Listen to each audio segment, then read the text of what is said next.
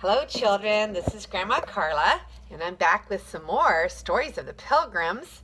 I spent all day yesterday giving test and grading test, and so now I'm back with you, and we are going to read Pilgrims.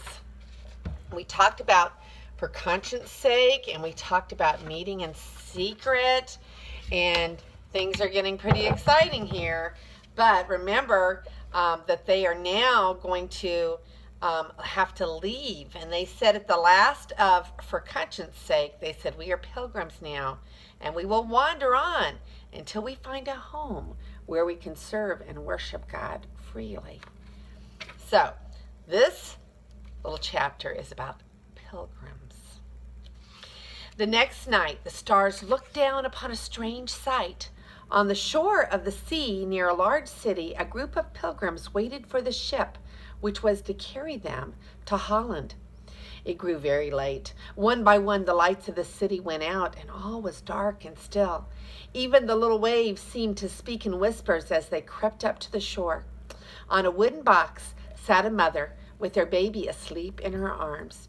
Two tired little children, with the cold sand for a bed and a blanket for a pillow, slept beside her.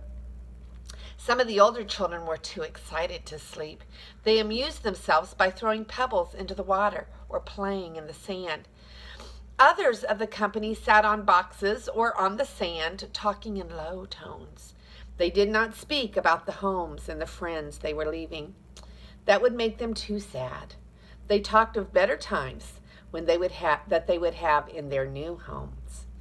One by one, the children fell asleep, some on the cold sand, others pillowed in their mother's arms. As the night wore on, the men paced anxiously up and down the shore. They peered out over the black water, hoping to see the dark form of the vessel that was to take them to Holland. At any time, the soldiers might come upon them.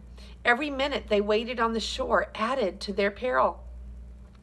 Watchmen were placed at points along the shore to warn the pilgrims of any approaching danger.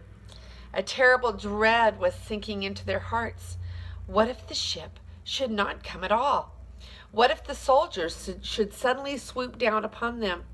But these thoughts they would not speak aloud. They tried to cheer each other with encouraging words. From a distant clock tower, the bells chimed 3. The pilgrims drew closer together and spoke in hushed tones. "Are you quite sure this is the place where the captain of the ship promised to meet us?" asked William Bradford. "This is the very spot, just where this little brook flows into the sea," answered Elder Brewster. "It will soon be dawn," said John Robinson. "I fear daylight will find us still waiting here for the ship." "That must not be," replied Elder Brewster, "for the soldiers would soon be upon us. If the ship does not come within an hour, we must seek the homes of our friends. Hark! What is that? I thought I heard the splash of oars." In silence they listened, straining their ears to catch the sound. Again they heard it, and their hearts leaped with hope and thankfulness. A moment later, a boat rowed by 2 men was seen approaching the shore. Quickly and quietly, the boat was loaded and rowed back to the ship, which lay out in the deep water. Then it returned for another load and another until all the people and their goods had been carried to the ship. "Now, Captain, let us sail at once, and by daylight may we be safe out of the king's reach," said Elder Brewster. "Oh, do not be sure about that," said a stern voice by his side. In a moment, the pilgrims found themselves surrounded by soldiers. "What does this mean, Captain?" cried Elder Brewster. But the captain was nowhere to be seen. He was ashamed of his wicked deed and dared not face the men whom he had betrayed into the hands of the soldiers. It was of no use to resist the king's men. So when the first gray light of morning came, the pilgrims again stood on the shore. Last night the stars had twinkled merrily when they saw the pilgrims about to escape King James. Now they saw them with their burdens on their backs and their children in their arms, going towards the large black prison. The little stars still twinkled faintly, but seemed to say, "Be brave. The one who made us and made you is stronger than King James." Then one by one they closed their eyes, as if unwilling to see the prison doors close upon women and babies. In a few days, the doors of the prison opened again, and the women with their children passed out. I think they were not so very glad to be free, for their husbands were still in prison, and they had no homes to which they might go. Some had friends there in the city who gladly welcomed them. Others returned to Scrooby, where they lived with friends and neighbors. It was several months before all the men were allowed to return to their families. Because he had hired the ship and made most of the plans before leaving England, Elder Brewster was the last to leave the prison. He soon found Mistress Brewster and the children in the old house which had always been their home. Another man kept the inn now, but he and his wife were kind-hearted people and had gladly opened their house to these homeless ones.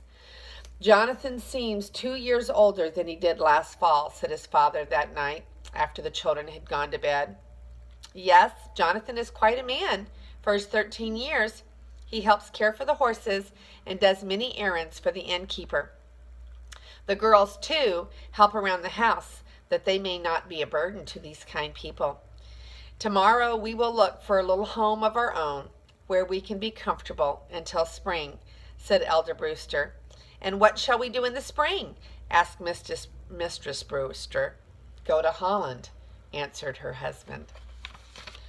And here's the picture of the mother on the beach.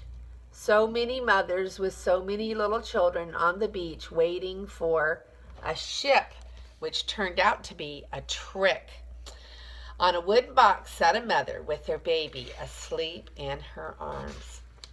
Now let's read the questions that go with this story.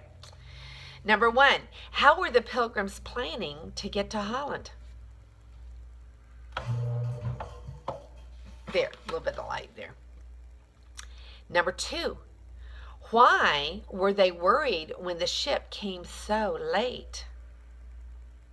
Number 3, whom did they meet when they thought they were safely on the ship? Number 4, where was everyone put when they were taken off the ship? And number 5, why was Brewster the last man to be allowed to leave the prison? He was the one that organized everything. And there's a picture of Brewster, Mr. Brewster. This is Grandma Carla, and have a wonderful day. Serve the Lord.